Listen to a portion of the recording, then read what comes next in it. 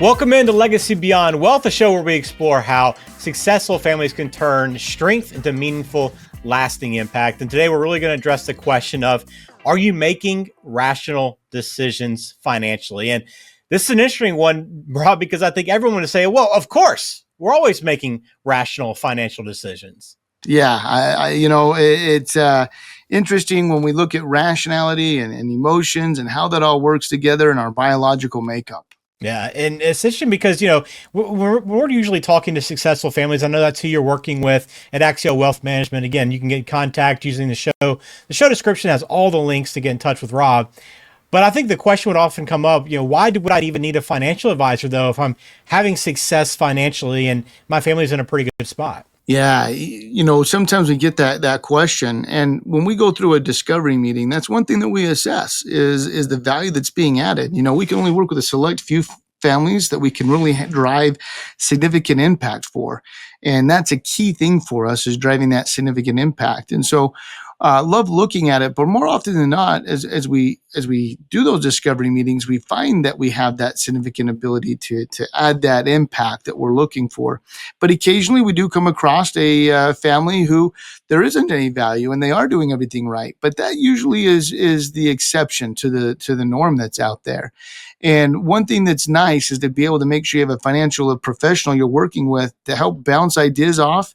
And in fact, I myself have a financial advisor that I work with because when I'm working with my own finances, I can become emotional and not rational. I need someone to help me maybe curtail those emotions to make better decisions that would be great for my family. Yeah, I know beyond the money and the numbers, there's so much that goes into the behavioral side of finance, and that's a big part of it, as you touched on there, and that's kind of what we're talking about here in this episode. So, as we kind of kick off with behaviors, what are some of those biases that you see most commonly that impact a family's decisions?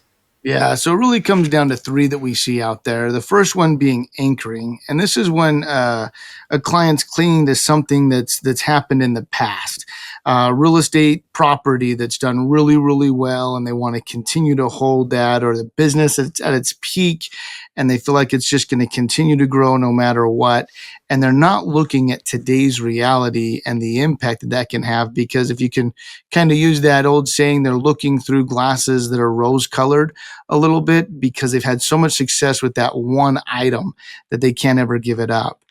The other one that we're looking at there is recency bias. And when you look at this is where families tend to overreact with recent events. And this year's no shortage of recent events that can really cause someone to react emotionally, whether that be the tariff discussions or Israel and what's going on in the Middle East, or the threat of domestic violence that's taking place across the United States right now. And, you look at that, and a lot of times fear can come into play. And we know that when you're looking at money, the worst thing you can do is react emotionally to recent events that are taking place out there versus focusing on the long-term game.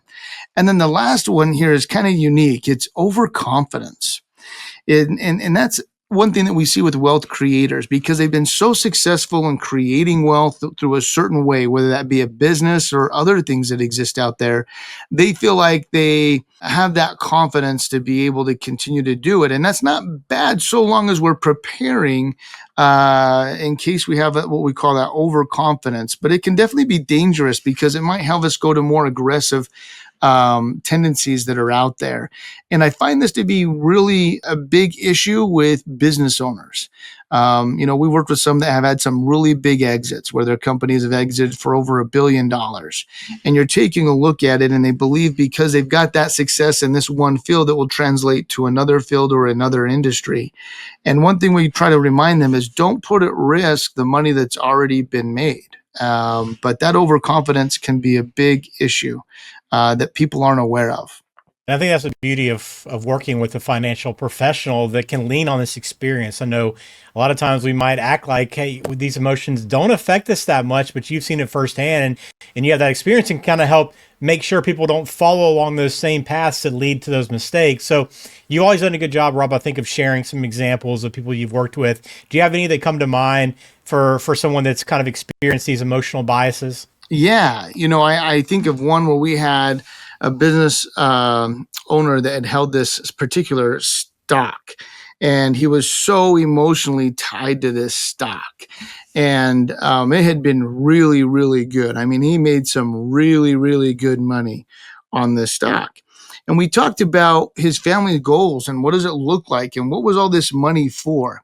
And sometimes he got so caught up in the winning the inning or the game that he forgot what the purpose of the game really was, and that is to provide the best life for him and his family. This was creating financial stability for him. And when we showed him that he hit that mark where he had got to that point where we didn't have to be concentrated in a single stock, but by diversifying it, we didn't need the big home runs in the game anymore. It was maybe time to throttle back and really focus on the life values. Boy, it made a bigger change for him, and he definitely wanted to be able to focus more on that family. And it's kind of that old age where you look at it and you kind of say you take your eye off the ball, and that's hard to do if we're not able to pull back. And that's the nice thing about working with a financial professional, is helping to make sure we're staying on task with what the intent or the purpose behind all of this was, which was to live your best life for you and your family.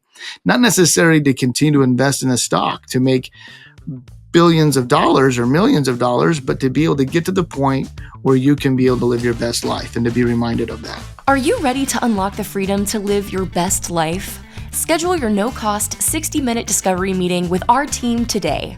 During this session, we'll take the time to understand your family's story and financial dreams. Together, we'll craft a personalized roadmap designed to help you achieve your goals. Let's explore how we can unlock the freedom for you and your family to thrive. Just click the link in the description of today's show to get started. Yeah, and these emotions, as you point out, often, lead you astray when you're not thinking long term. So how do you help at Axio Wealth these families create this long-term strategy that kind of prevents them from falling into these emotional traps that we're all, having, tempt us every single day? Yeah. I've never met a family that is exactly the same as another out there. We are all so unique individuals and creatures with different ideas, values, goals, what we're trying to accomplish. We've seen some families that want to have the goal of traveling the world, and others that want to stay right at home and maybe go to a more rural community where life is a little bit slower pace, and everything in between. And the most important thing is working with a family to get to know them so we can be able to create a customized plan to help them really unlock that financial freedom.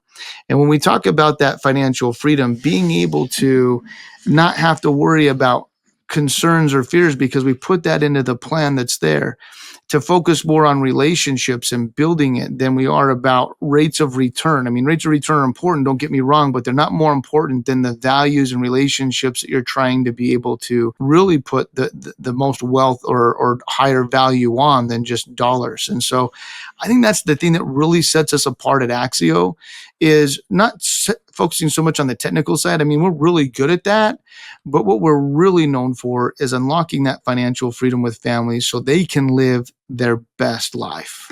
Well, is there a right time then if there's, someone watching that has a successful family and feels good about where they stand, but thinks, okay, there's some long-term planning that I should be doing that I haven't really thought through yet. Is there a right time to bring on an advisor like the team at Axio? Yeah, I love it. I mean, I just brought a client on here recently. They mentioned that they had worked with another advisor during the 2008 time frame, and that advisor lost them $1 million. And so they made the promise to themselves they were never going to let anyone else lose money for them. So they've been investing on their own since 2008 and honestly been doing it really, really successful. But they got to a point where they're trying to transition from growing the money to using the money. And that's a whole different mindset and skill set altogether. And so they got referred into us for that discovery meeting. We went through the discovery meeting and showed them the value that we could be able to have in helping them create really what was their best life. And we were able to get over what I would call that post-traumatic stress of their prior experience in 2008, because we could really show them that they could have confidence in the plan that we were putting together because it was customized to them and their concerns and their fears. And so I think there's been no better time than now with so much going on in the world. Well, we've seen a very volatile market in the first half of this year. We've seen a lot of turmoil in what new policies are going to be out there from a tax perspective, as well as just geopolitical risk that exists out there. And it never hurts to get a second opinion. And that's one thing that we like to remind people.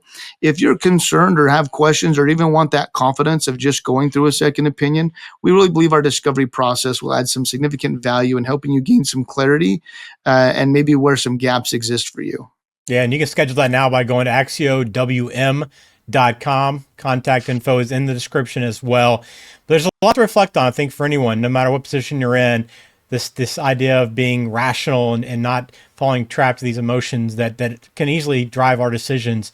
In today's episode, it's been very helpful, Rob. Any final thoughts you want to leave people with? I just say that one last thing, that I even find value in it using a different advisor than myself. I know that all of us have that tendency to be irrational or emotional when it comes to money and relationships that exist out there. And if you don't feel like you've got that relationship that can be able to challenge you and be able to help you maybe get back into that rational thinking, we'd love to be able to sit down and give you a second opinion on that. Well, hopefully this episode has given you some things to think about. And if it resonated with you, we always encourage you to get in touch. But if you've enjoyed it, please hit subscribe as well on the channel. We'd appreciate that support. So thanks for being a part of Legacy Beyond Wealth. We'll talk to you again soon. Thanks, Ben.